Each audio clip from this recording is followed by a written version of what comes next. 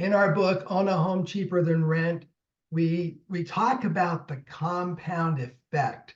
What's the real difference over time between people who choose to execute on a strategy of house hacking and those that don't? And I know, Zach, you put together some numbers here in your book that help people analyze this. So take it away. Yeah, this is about two different guys, Todd and Paul, and they're in the same situation, right? They're both first-time home buyers.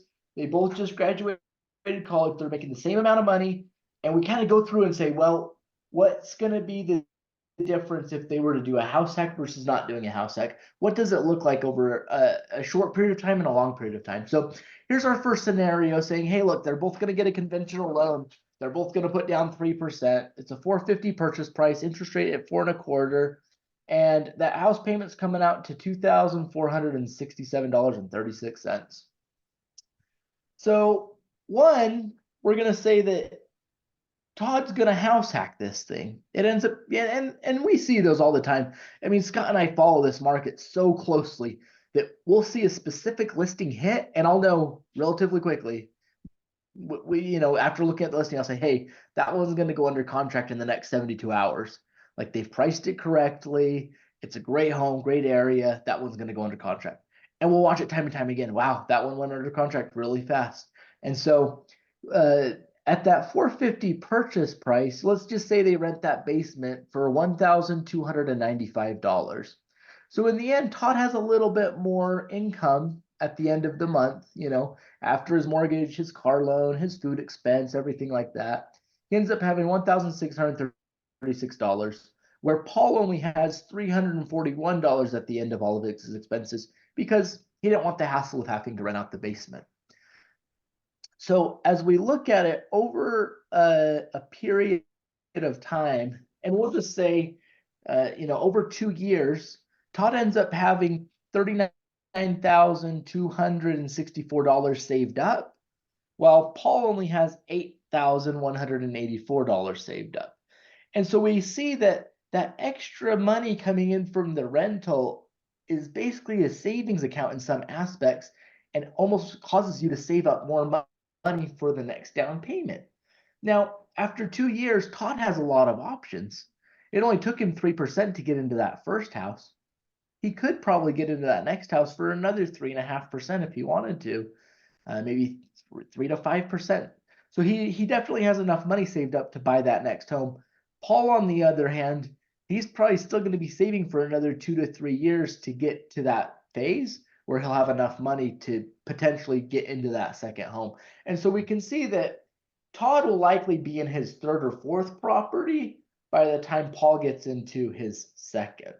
And so we can see that with how homes appreciate and everything like that, this is really a good way to set up a good retirement where you could say, hey, look, I've got 3 or 4 houses that I've picked up along the way, and now, they're all cash flowing X amount and just helping to cover either expenses or creating a really, really good retirement.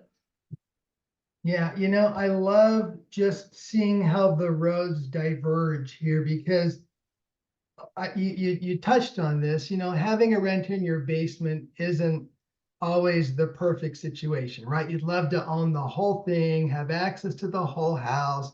You got to collect their payments. Sometimes there might be some things that you have to work through, but the question is it worth it? And this is just 2 years.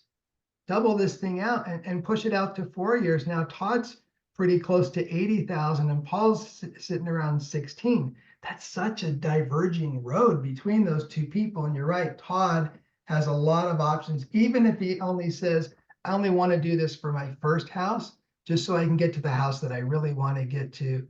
But, Paul, like you said, he's going to be years, literally years behind Todd, because he was willing to make that sacrifice and have somebody rent in his basement for a few years. So I just love this whole concept. Fantastic. Right. I look at it, and I'm going into my 5th year now of renting, right? Out of those 5 years, I've never had a missed payment yet. Now, there's a few different guidelines that we have to follow in order to have that, right? It's getting somebody in there who has, a good credit score and who has the right kind of income as well.